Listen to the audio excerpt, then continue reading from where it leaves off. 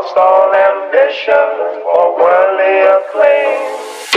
I just wanna be the one you love, love, love, love. And with your admission that you feel the same. So those who've been following along for a while now know that I was doing a partial combi valve / EGR valve delete on the 12 valve. And it actually ended up working out. Once I deleted that and I wired in the 30 valve MAF sensor to the 12 valve wiring harness, she caught idle. I don't know what it is, what it was, how it did it, but it caught idle. I was able to feather the gas pedal. I was able to move the car under its own power, and she moved. I had the boost setting set to, I think, maybe 3 pounds on the manual boost controller. I didn't have the Apexi plugged in, just because I was a bit of a jackass and I actually locked myself out of that for the time being. But I found a tuner that seems pretty reputable. He knows what he's doing. He works fairly often with JDM and Japanese stuff, so that'll be great. Well, figured I'd just go over a few things with you guys, some of the stuff I've done, some of the things I've changed. We'll dive right into it. So right off the bat, you guys can tell that I did a reservoir relocation to the car, just to kind of free up some space in here. Just didn't like the way that everything was all bunched up, but I'm assuming with the reservoir relocation, you guys can tell that the ECM no longer sits where it's supposed to. Now, the reason I did that is to eliminate everything on this side of the car.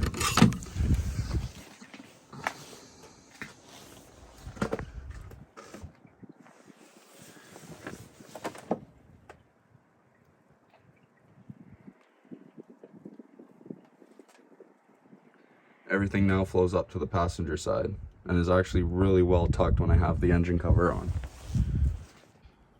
And just like that, you can see how having the engine cover on drastically changes the look of the engine bay. Drastically changes the look of it. So we'll come over here. This is my my hood exit. This is the version 2 of the exit itself. Now that hole back in there, that was created because I've been taking off all of this patterning, and I will be going back over it to polish it up, clean it up. Most of you know that I have a Forge manual boost controller. I have a 38mm external wastegate, and then there's my little dump that I made to hide it. So now following along, I know a lot of you are already thinking, but Big Cat, what are you gonna do about the snow and the rain? Well, my channel wouldn't be called What About the Rain for nothing. Plastic welds, my guys. Plastic welds. They do wonders for wiring. So typically that's where the plugins come out from your ECM down to the rest of the control modules inside your car, like your ABS control module, your anti-theft system, stuff like that. I just have it ran up and over like this, just for the current time. That's all going to be ran in behind the center console here and over to the glove box compartment. Now that's just where I've decided to put my ECM as for easy access, so I can feel cool like one of those laptop guys.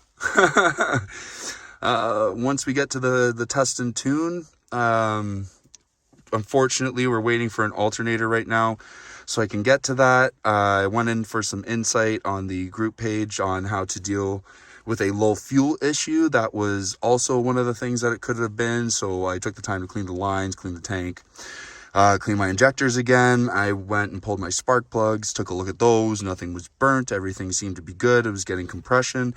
It's just not holding enough to keel over. And that's where we're at right now. To where the wiring is.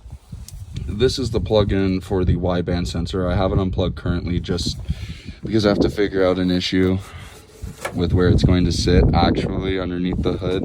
Right now it hits the bottom, so I'm thinking of moving this to the back side here. It does have to sit on a 1 degree slant. I don't know how important that is, but that's just what it said in the instructions. But carrying on, there's the rest of the wiring. Runs through that little porthole there, underneath the cold air intake. I had an issue again with this wire here. It actually spliced off, so I just put a little gasket maker on after I resoldered that pin to the wire, just to keep it in place, stop things from breaking off, just while I do the test and tune, and then we'll be going back over everything, cleaning it up, adding some new parts in.